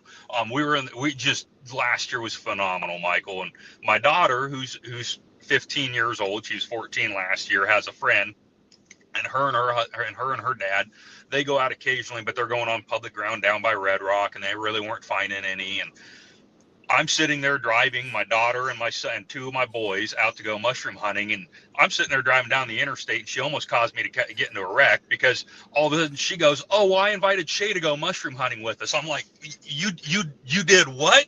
And she goes, "Well, I invited Shay to go mushroom hunting with us." I'm like, and what did she say? Well, she can't. I'm like, okay, good. Emery, you and I are going to have a heart to heart. You don't ever invite somebody to go mushroom hunting with us. If we find enough, we're more than happy to share, but you don't share our mushroom hunting spots with anybody. Yeah, I had somebody tell me a similar story, and how they handled it was they drove to actually, I was wrong. It wasn't morels. It was asparagus. I personally, I would rather have some of the asparagus out of the ditch than morels at the same time of year, but that's just a personal preference. But they brought along a friend to go on this coveted spot. I mean, this guy, I mean, he's got a little black book of like every road in the county and where he needs to be go find his asparagus or whatever else, right? And he's like, "What do you mean you're bringing your buddy?" Well, I told her she'd come along, and so he drove to Walmart parking lot, and he's like, "Well, let's see how much asparagus we can find." And she's like, "What?" And he would basically try to put it across to her in no uncertain terms. This is where we're going to asparagus hunt since you brought somebody with you. So basically saying, we're not going to find any, and I'm not going anywhere where we will find some. So, okay, fine. I get that. The other question I had for you was, what was it? Oh, you're into livestock now and doing this for the county fair with the kids, right? Yep. Have you lost your mind? Absolutely. We lost our mind several months ago. Okay. Okay. All right. Yep. I hear people that enter into this realm and they're like, hey, it's really time consuming. It's super expensive. And oh, by the way, these livestock, these animals are crazy. And I'm like, well, I don't know a lot about that, but it certainly seems like everybody that does it, it's almost as if this is total passion that drives them forward, because it doesn't seem to be prudence. No, it's not. It is extremely time consuming. Well, my wife and I were talking earlier today, actually, and we were kind of contemplating how much we'd actually spend on this year, and talking about how if we wouldn't have done 4-H and all the animals this year, we would have been able to take a pretty nice vacation somewhere instead. I think this year I've got 2 daughters showing bottle calves. Unfortunately, one of them was supposed to be a cow-calf pair, and there was a incident this spring. So my oldest daughter, she learned a pretty hard lesson the hard way when it comes to raising livestock and everything. But she was a trooper. Even my dad gave her props. My dad's a lifelong farmer, and he was pretty impressed with how well in stride my oldest daughter took the loss of her heifer, of her cow. So we've got 2 bottle calves. We've got 2 full purebred Durocs that are going, and then my youngest daughter is just starting to get into it. We always try to start them off small, because I don't want to have to take care of one of their animals for them. Yeah. So we start off with small chickens and ducks and stuff like that. So our youngest daughter is doing quite a few chickens and ducks this year too.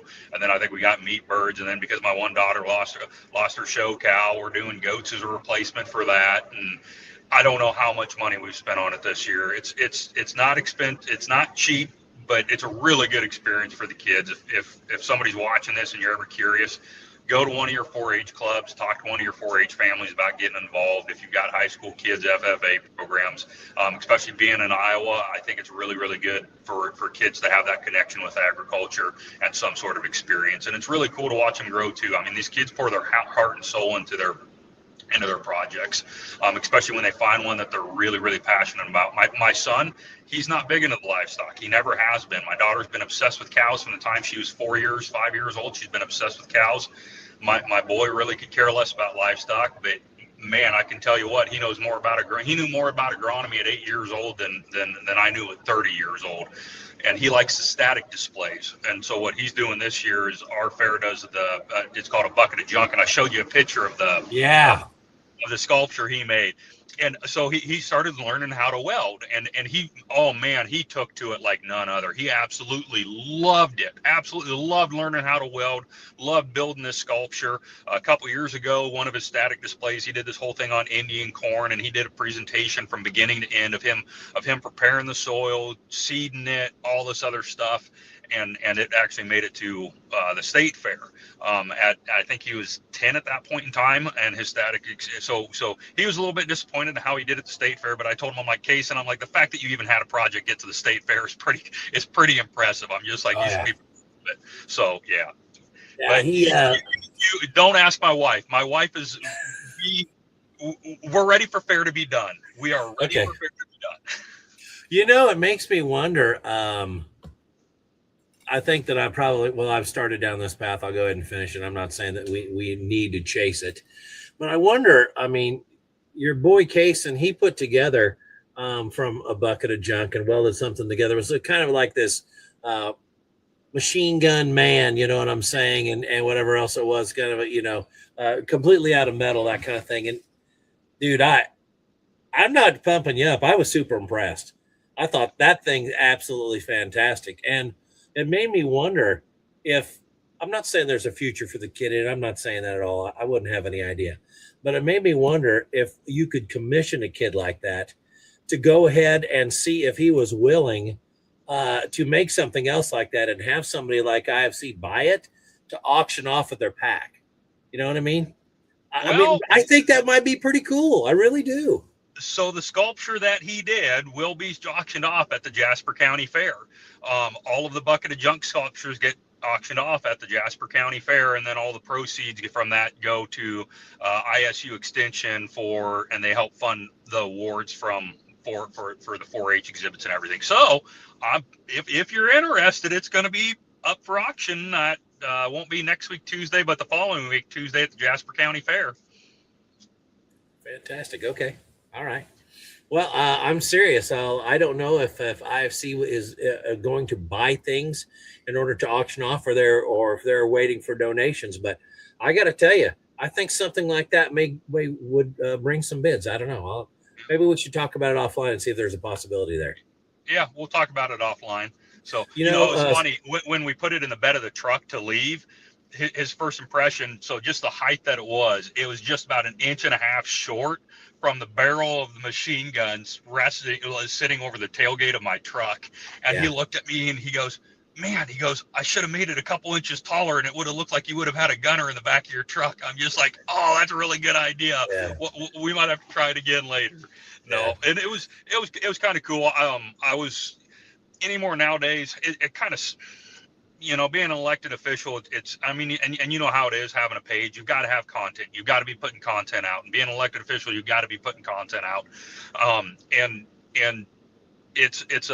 I kind of struggle anymore nowadays whenever involving posts with my kids, because number one, I don't want it to seem like I'm bragging on my kids, and number two, I don't want my kids to get caught in the crossfire of today's political climate.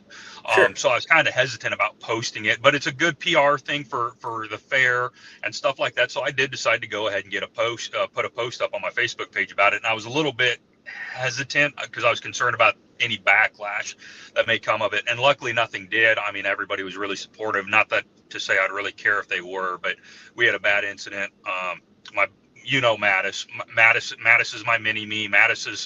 We joke around. He's either going to be a Marine or he's going to be an arsonist or he's going to be a firefighter. Just if anybody's ever met Mattis, they'll understand what we mean.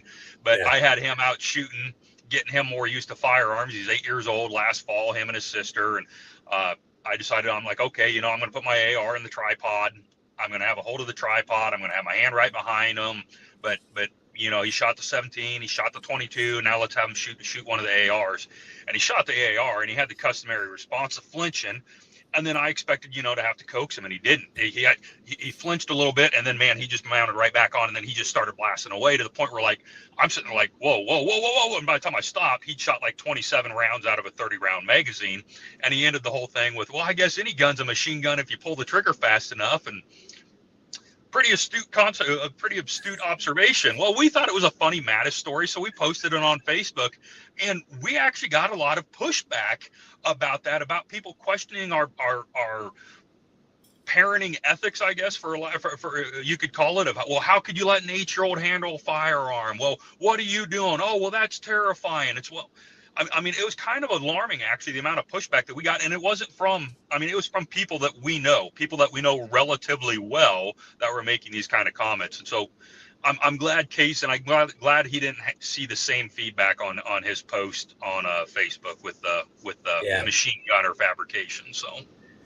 Oh, some of these concepts are really tough for people to even comprehend. They think that they know where they're at, but then they see something that they immediately deem age inappropriate. I'm like, well, it's different for each person.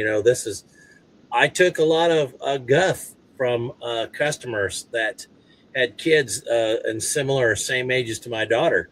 I mean, some of these people had their kids out shooting when they were 4 and 5 and 6 years of age. That's fine if you know your kid and that works, but they're like, why aren't you? why don't you have your daughter out there shooting? And I'm like, well, two reasons. Primary is I'm waiting until they are to the maturation level that I prefer in order to do this, number one. And number two, if they can't recite to me the 4 basic safety rules and what they mean in context, I'm not going to bother with this. And a third one for my kid was because I do firearms work for a living, and I'm not saying it's my only passion, but I am passionate about it. I think that it wouldn't have been crushing to the point I couldn't move past it, but it'd been very hard if my daughter would have said, I don't want to do anything with firearms, and I don't want to hunt. So I thought I'm going to resist the temptation to run her right out there and do this. And so we went, I think she was with me in a stand for 6 years before I let her carry a firearm. But she went out in the stand and she was with me, and doing all these hunts, right?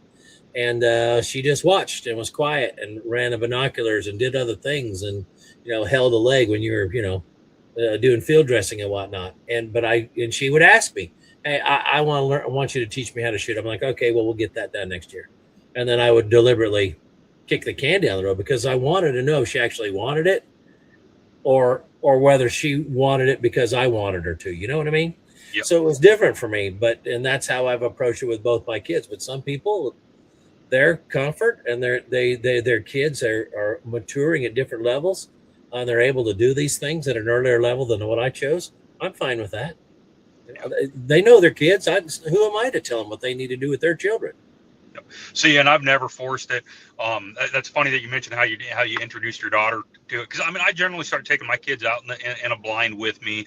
It's not even during the season, or it might be like real early bow season when it's 90 to 80 degrees yet, and I'm not really expecting a whole lot of deer activity or anything like that. I'll take them with the blind, start introducing them to it. But my oldest daughter, Emery, I almost turned her off of guns permanently because I tried pushing her, because it was I wanted to get them involved in the woods, and I wanted to get them involved in hunting before they were ready for it. She was not ready to handle a shotgun. She had a very bad situation. I don't know if we were going to Cornerstone at that point in time yet or not. I don't think we were. And as we were trying to shoot a turkey, I was right behind her, helping her hold the shotgun, because that's all I help the kids do is I'll kind of help them prop it up, but it's up to them to make sure they've got proper sight picture, aiming, all this other stuff. But what I didn't realize was, as I was putting my body weight behind her and helping her hold the shotgun, she was leaning away from the shotgun, so it ended up resting right on her collarbone, and with a 3-inch turkey load. Well, that did a number on her shoulder, and it was years. I think she was about 13 years old before we finally got her worked through that. And so that was a screw up I did as a dad of I tried forcing what I wanted on my kids instead of allowing them to develop on their own. So I've shifted back and scaled back with the other kids. Kaysen was never an issue. Kaysen was, I want to shoot, and well, can I shoot this gun? Can I shoot this gun? Can I shoot this gun? And that's the same way Mattis is being too. Now I do it in a very structured and controlled environment. Whereas Bexley, our youngest daughter's been a lot more hesitant. And I don't force her. I took her out turkey hunting the first time 2 years ago. We had multiple turkey come by multiple times within 7 yards of the blind, and she'd get behind the shotgun, and then she'd start getting nervous. And I'm like, honey, if you don't want to shoot, you don't have to. We'll just sit here and watch them. And so we did. She ended up her turkey season, her first 2 years of turkey hunting and deer hunting, she never shot a thing. And then over the course of the summer, she came up to me and said, hey, I want to try shooting, but I don't want it to be the shotgun. Okay, well, let's start off with the 22, and then we did the 17 HMR, and then I think we did the 350 Legend, and now she's comfortable with it. But I try not to make the mistake of forcing them again. I let them tell me when they're ready to take that next step, because I want them having a good experience. I don't want them having one bad experience from a firearm and then never wanting to touch another one. Well, it's funny that we're talking about it that way, and we touched on some of these things earlier that I don't know if we brought full circle, and you were talking about some of the boomers and other generations. I think we touched a lot that we didn't come full circle with. Well, yeah, no doubt. But when we're talking about this, you're wanting your kids to have a good experience. One of the things that I am immediately put on edge when I hear friends talk about their children is they will. Two things immediately are a problem for me. One is when I hear somebody say, oh, I just want to be my kid's best friend. And I'm like, nope. And I'm to the point now where I immediately blast that out there and like, what do you mean no?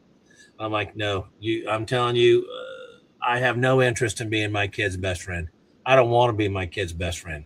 There's no reason for me to be my kid's best friend. Now, do we need to be able to confide in one another and go through tough conversations when good things, bad things happen, whatever else? Yes, of course, that's absolutely necessary. But my kids got friends. I don't need to be their friend. I want to be friendly with them. But that's not my role. My role is dad. And dad means that you can rely on dad for A, B, and C.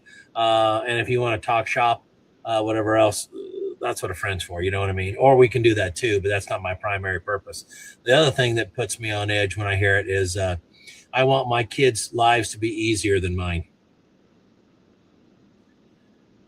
I don't. Now, people often hear that and they're like, wait a minute, you want your kids to suffer? And I'm like, well, yeah, I do. Well, why would you want that? Isn't that cruel? No, it isn't cruel. It's a loving act to want your kids to understand what suffering is. That way they can also understand what joy is.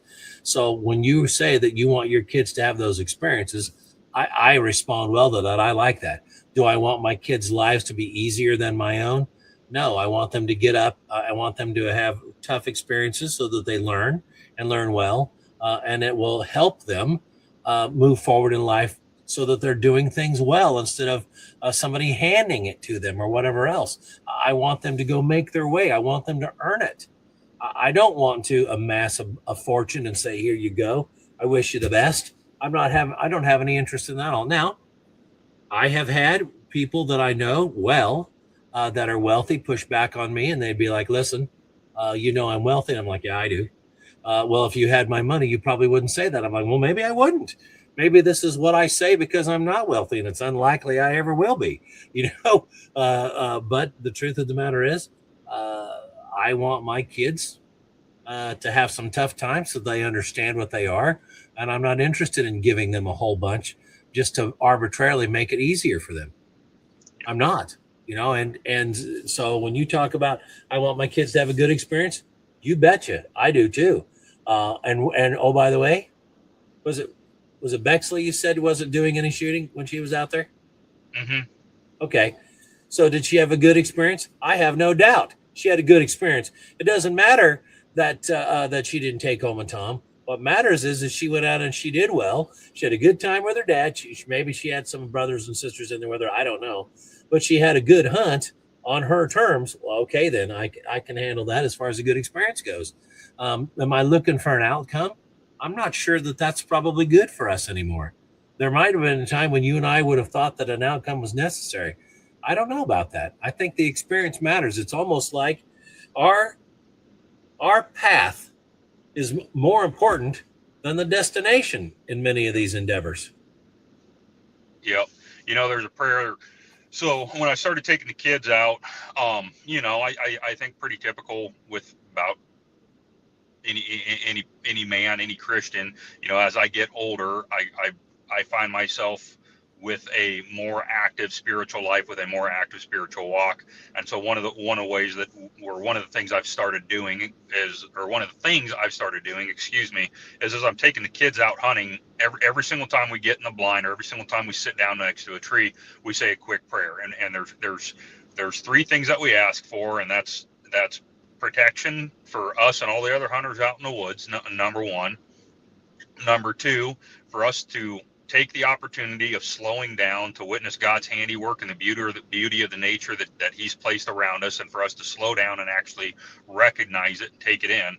But then number three is for a successful hunt. And in the prayer, we even acknowledge that a successful hunt does not necessarily mean with the successful taking of game, that a successful hunt oftentimes includes lessons learned and memories made, and that oftentimes for us is what should constitute a successful hunt.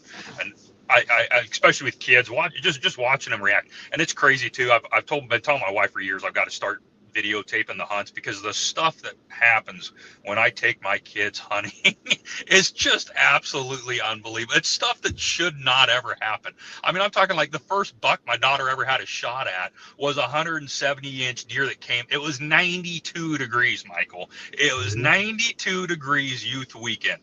by all the deer laws in all the deer woods, a big buck should not even be up and moving during daylight hours. At most, maybe right at dusk. And then here we are at 3:30 in the afternoon. There's a flock of turkey in front of us. She wanted to see what happened if we rattled at him. So I rattled at him, and a 170-inch buck jumps over the fence, stands 20 yards broadside right in front of the blind. Didn't have the gun loaded, didn't have the gun in the tripod, and I had every window in the blind down. So all the sunlight's coming right in. He saw us in a matter of about 3 seconds and took off running. It's just stuff like that. It shouldn't happen, but stuff that happens when I take the kids out is just crazy. And they remember it. Emery was 9 years old when that happened, and she still remembers it plain as day to this day. Those stories are good to be handed down. I'm torn on what you're saying there, because yes, it would be great to have those things recorded so you could share it with others, remember it, whatever else. But the truth of the matter is, sometimes the experience that we're talking about is good to pass down orally. We go down to Northwest Missouri at the family farms in the second weekend in November, to do our annual deer hunt down there. It's a rifle season, blah, blah, blah, blah, blah. And the Friday night before probably is more anticipated and enjoyed than anything else, because we're there together as a family out in the garage. Maybe even some family friends or some neighbors end up making their way over there, and we have a big supper and we visit. And there's those stories that is being shared, and it's the same story you heard last year, but you look forward to hearing it and hear the person recite the story and hand down these tales, if you will. You know what I mean? And so I think that it's good to have, I don't know if you would call them word perfect stories or not, but would I feel bad if I had my phone on my hand on my cell phone doing this all over the place? I watched these people in Game 7 of the World Series, and they're 3 seats behind home plate. And what do they got? They got their phone up going like this, and instead of watching the game. I'm like, dude, you're there in it. You are never going to be there again. You're never going to be there in this circumstance for sure. You might go to another World Series game, but you're never going to be at this one in this time. Lock your eyeballs on what's in front of you and go to Sports Center for the clip. You know what I mean? Yep. I sometimes worry that we're trying to capture too much too often with our technology that we should be living fully. Yeah, and you're probably spot on. I've had a conversation with my wife actually, because just like most wives, it's well, we've got to take pictures of everything, and we've got to take 500 pictures of everything. And I found myself over the last couple of years telling her, it's just like, oh, just put the camera down. Just put the camera down. Enjoy the moment. Don't worry about trying to get the picture perfect photo or any. Just enjoy the moment and enjoy the memory. I don't know if it's true or not, but I've always heard that there's supposedly some study out there that they did a study on essentially you taking a picture of something and your long-term memory, and how if you're taking a picture of it, it's like it decreases by 70% the chance of you remembering it long-term, just by taking a picture of something. I don't know if it's true or not, but I always heard there was a study out there that correlates the taking of a video or taking of a picture takes away from the long-term memory of the actual event that you're experiencing. I wouldn't doubt that a bit. It could well be worse than that. I don't know, but it's hard to say. But I haven't talked about a couple of things that I wanted to, and we're running out of time. I absolutely didn't figure we'd get this far. But one of the things I do want to mention is I encourage people to go to our site. You can type in the Iowa Firearms Coalition and navigate there. Our trusted partners are fantastic. We have many businesses that support us and support you as IFC members. They make tangible goods and discounts there for us. And as always, we benefit from membership. If people don't participate with the trusted partners and they don't buy from people that support them, funding for programs like this evaporates. So it doesn't cost a ton of money to put these podcasts on. It really doesn't. But it does cost a little bit. And the Trusted Partners program funds all that. So we encourage people to, buy from people who buy from you, support the people that support you. So we want to see folks do that. I do have one question that I'd like to ask before we go, if you don't mind. Yeah. You've mentioned earlier that you listen to podcasts from time to time, and that you've got some that you routinely frequent. Would you be willing to share what those are? Yeah, so one of the ones that I listen to routinely is a history that doesn't suck. I can't remember a professor. I think it's Professor Jackson. He is a professor from, I believe it's Utah State University, or maybe it's just Utah University. My wife and I actually went to his show. He's got a traveling show where he goes over the first 100 years of American history, and I think it's 100 minutes as a live show, and it's actually really, really well done. If you go to History That Doesn't Suck and you click on a link, it'll show you where the upcoming shows are at. So I listen to his podcast a lot, been listening to it for the last several years. What I really like about it is he seems to bring a very unobjective view of American history. He's going to give you the facts, the good, the bad, the ugly. It's not tainted to the left. It's not tainted to the right. He's going to give it the way it is. He doesn't sugarcoat anything, but he doesn't take away from the pride and what we should have as American history. The other one that I listen to quite frequently, and I've actually subscribed to his entire app, is John Lovell, the Warrior Poet Society. He has a lot of good podcasts that I listen to routinely. And the other one that I listen to routinely, I was listening to as I was driving actually before getting on with you actually, is your upcoming IFC speaker at the upcoming IFC banquet next year. Why am I having a brain fart on his name? Oh, Nick Freitas. Yes, Nick Freitas. I listen to Nick Freitas a lot. I listened to him a little bit before everything with Charlie Kirk went down. And since Charlie Kirk went down, I've been finding myself listening to Nick Freitas more and more. I really like his podcast. I really like the fact that he's not afraid to draw that line in the sand. And he's also coming from a state legislator. He was a prior state legislator, I believe, for 10 years, I think he was. Former special forces. So both him and John Lovell, I kind of feel like I can relate to a lot when they're sitting there talking about things. So I listen to him, to that podcast quite a bit. And then Wretched, and I can't remember what he's a Baptist minister. I listen to him quite a bit, not saying I agree with any of these guys 100% of the time when they're talking, but I listen to the Wretched Radio quite a bit, as well as another podcast that I listen to a lot. Yeah, everything you mentioned there is pretty good stuff. I have not delved into the History That Doesn't Suck, but every now and then I find myself going down the micro rabbit hole. And then, I had a guy remind me of just the other day about Paul Harvey. And I grew up as a pup, going downstairs, getting a bowl of cereal or flapjacks, whatever they were. And my dad had on Paul Harvey every single morning. I can remember us children reciting "Good Morning Americans, It's Friday." I can remember that stuff. And so when Paul Harvey would do the rest of the story, I would absolutely love those things. So I should probably dig into those a little bit more deeply than I have, because it's all very, very valuable stuff. There's another good one that I listen to, and you'll have to excuse me since I'm on my phone. I try to pull it up. I've got them all saved in my library. But the Robertsons, Phil Robertson, his crew, they've got their own podcast too that I listen to quite a bit. And I think it's mostly it kind of filters through all the Robertsons.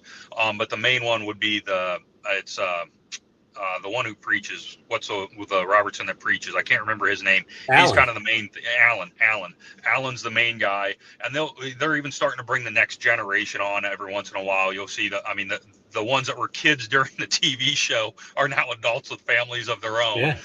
Then they'll bring them on as guests, and it's a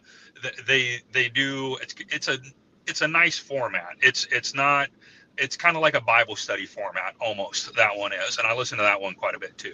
Is that Unashamed? I think it is an Unashamed, yes. I think that is correct. All right. Okay. Yep. All right.